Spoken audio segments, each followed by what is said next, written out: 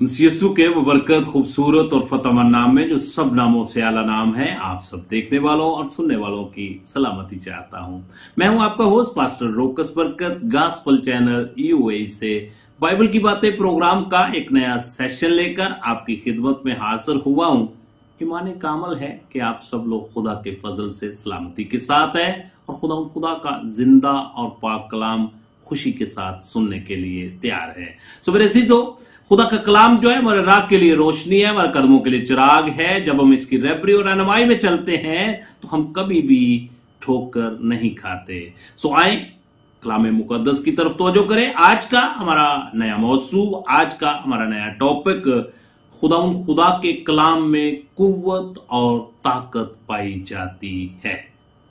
सो मेरे अजीजों, इससे पहले अगर आपने हमारा गॉस्पेल चैनल यूएई सब्सक्राइब नहीं किया तो मैं आपसे इल्तमास और दरखास्त करता हूं कि हमारे इस चैनल को जरूर सब्सक्राइब करें और फिर इसकी वीडियो को ज्यादा से ज्यादा खुद देखें और फिर दूसरे अजीजों कारब को, दोस्त अहबाब को जरूर शेयर किया करें ताकि खुशखबरी का ये सिलसिला इसी तरह जारी और सारी रहे और आप भी अरशाद आज़म की तकमील का हिस्सा बन सके।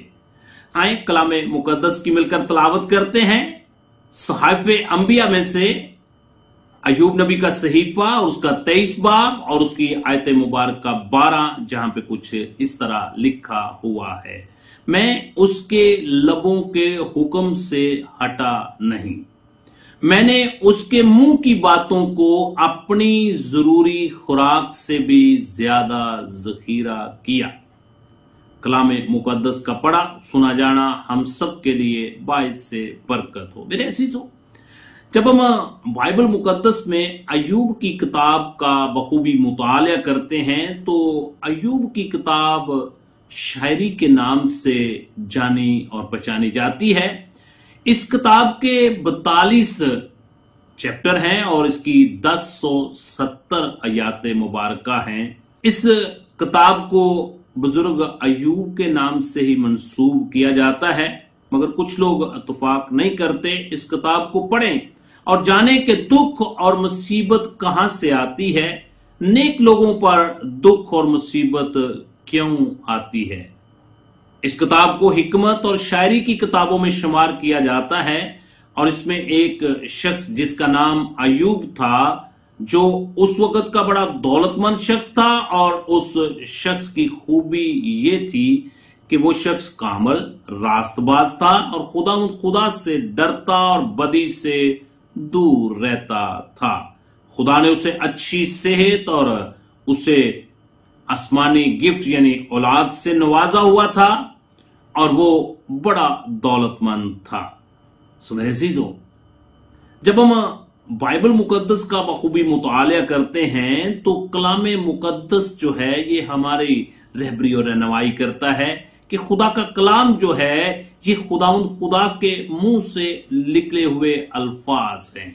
मैं उसके लबों के हुक्म से हटा नहीं, वो खुदा के कलाम को उसके लबों के हुक्म कहता है और मैंने उसके मुंह की बातों को अपनी जरूरी खुराक से भी ज्यादा जखीरा कर लिया है। सो मेरे अजीजों, उसकी ये विटनेस है और इस बात का इकरार कर रहा है कि मैंने अपनी जरूरी खुराक जो है उससे भी ज्यादा मैंने अपने अंदर खुदा के कलाम को जखीरा कर लिया है।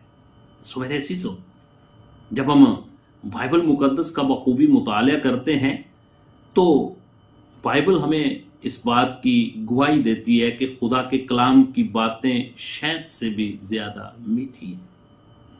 मेरे साथ मिलकर निकालें ज़बूर की किताब और उसका 119 ज़बूर है और उसकी आयत मुबारक 103। तेरे मुंह की बातें मेरे लिए कैसी शीरी हैं, वो मेरे मुंह को शहद से भी मीठी मालूम होती है।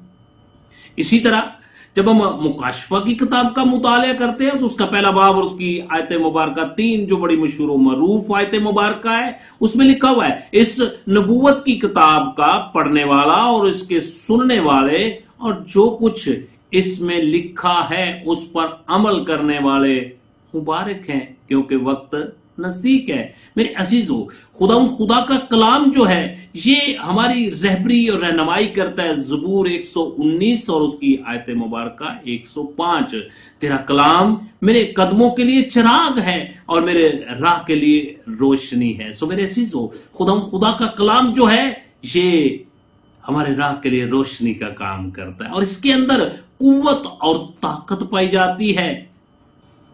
और मेरे अजीजों, इसी तरह बाइबल मुकद्दस के अंदर बुजुर्ग अय्यूब जो है कुछ यूं फरमाते हैं। अय्यूब की किताब और उसका 23 बाब और उसकी आयत मुबारक 11, मेरा पांव उसके कदमों से लगा रहा है, मैं उसके रास्ता पर चलता रहा हूं और बरगश्ता नहीं हुआ। सो मेरे अजीजों, याद रखें इस बात को कि बाइबल मुकद्दस जो है ये खुदा का इल्हाम है। सो मेरे अजीजों, याद रखें इस बात को, खुदा का जो कलाम है आज जो हमारे हाथों में है ये खुदा के मुंह से निकले हुए अल्फाज हैं जो रूह कुद्दस की तहरीक से खुदा ने 40 मुसन्निफीन को इस्तेमाल किया और आज ये हमारे हाथों में है और इसके अंदर कुव्वत और ताकत पाई जाती है। बाइबल मुकद्दस में एक ईमानदार हीरो हुआ है, उसका जिक्र करना मैं यहां पर जरूरी समझता हूं, जिसका नाम दानियल था। दानियल नबी का सहीफा उसका 6 बाब और उसकी आयत मुबारक 16, तब बादशाह ने हुक्म दिया और वो दानियल को लाए और शेरों की माद में डाल दिया। पर बादशाह ने दानियल से कहा, तेरा खुदा जिसकी तू हमेशा इबादत करता है तुझे छुड़ाएगा। सो मेरे अजीजों, याद रखें, खुदा का कलाम जो है वो शेरों के मुंह बंद कर देता है। मेरे अजीजों, यहां पर हम देखते हैं कि खुदा के बंदा दानियल को जब शेरों की माद में डाला गया तो उसके पास उस वक्त कुछ भी नहीं था, ना उसके पास कुर्सी थी, ना उसके पास बेड था, ना उसके पास चारपाई थी और ना उसके पास कारपेट था। उसके पास जिस्मानी जिंदगी की कोई जरूरत की चीज नहीं थी, मगर मेरे अजीजों उसके पास एक चीज मौजूद थी और वो था खुदा का कलाम, जो उसने अपनी जरूरी खुराक से भी ज्यादा अपने दिल में रखा था। वो खुदा का कलाम उसके राह और उसके कदमों की रहबरी और रहनुमाई करता था, बल्कि कलाम ने शेरों के मुंह जो हैं वो भी बंद कर दिए। सो मेरे अजीजों, याद रखें इस बात को कि खुदा के कलाम के अंदर कुव्वत और ताकत पाई जाती है। मेरे अजीजों, जब हम दानियल नबी के सहीफे का मुताला करते हैं तो उसी बादशाह ने जिसने दानियल को शेरों की माद में डाला वही इस बात का इकरार करता है। दानियल नबी का सहीफा और उसका 6 बाब और उसकी आयत मुबारक 20, बादशाह ने दानियल को खिताब करके कहा, ऐ दानियल जिंदा खुदा के बंदा, क्या तेरा खुदा जिसकी तू हमेशा इबादत करता है कादर हुआ कि तुझे शेरों से छुड़ाए। सो मेरे अजीजों, खुदा ने अपने कलाम के वसीला से जो उसके बंदा दानियल के दिल के अंदर था, शेरों के मुंह जो है वो बंद कर दिए।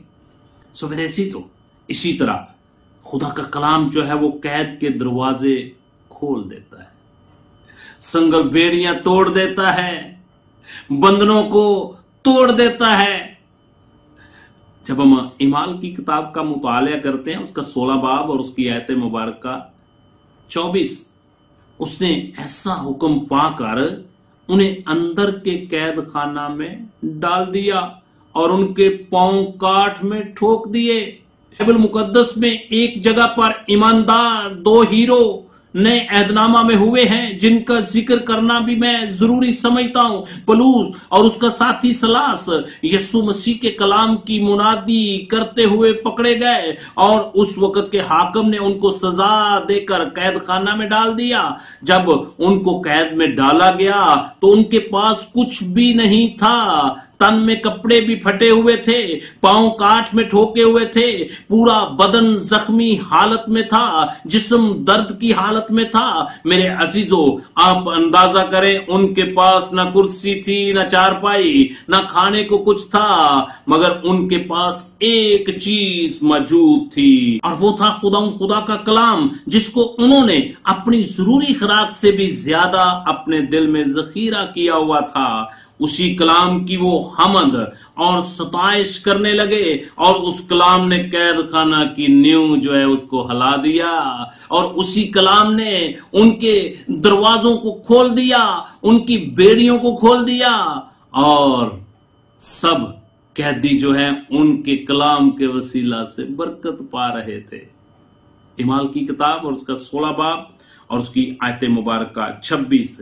कैद खाना की नींव हिल गई और उसी दम सब दरवाजे खुल गए और सब बेड़ियां खुल गईं।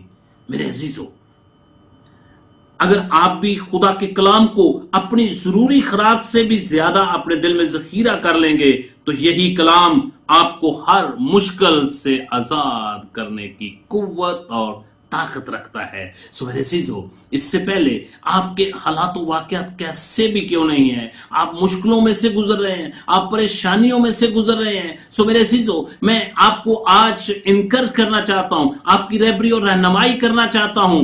आज ही खुदा के कलाम को अपने जरूरी खुराक से ज्यादा अपने दिल में जखीरा कर लें, ताकि मुश्किल हालात में, परेशानी के आलम में, दुख और तकलीफ की हालत में यही कलाम आपको आजाद करवा सके और आपके लिए तसल्ली और तशफ़ी का बायस बन सके। खुदा आप सबको कलाम मुकद्दस को अपने दिल में जखीरा करने की तौफीक अता फरमाए। God bless you at all.